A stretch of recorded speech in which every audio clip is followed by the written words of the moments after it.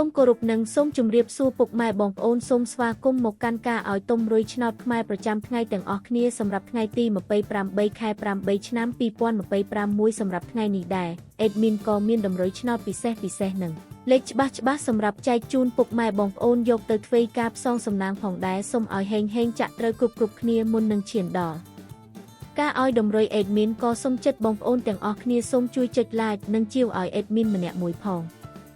ដើម្បីមានភាពងាយស្រួលក្នុងការតាមដានតម្រុយឆ្នោតខ្មែរជារៀងរាល់ថ្ងៃនិងក៏ជាកម្លាំងចិត្តឲ្យអេដមីនក្នុងការធ្វើតម្រុយឆ្នោតខ្មែរចែកជូនបងប្អូនផងដែរតោះកុំឲ្យខាតពេលយូរយើងចូលមកកាន់តម្រុយឆ្នោតយើងនៅថ្ងៃនេះវិញម្ដងសម្រាប់លេខតូច2លេខយើង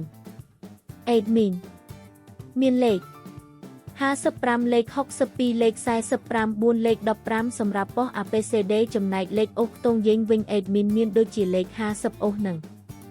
លេខ40អូសផងដែរចូលមកកាន់លេខធំយើងវិញអេដមីនក៏មានលេខ5124គុណលេខ105គុណនិងលេខ491គុណផងដែរ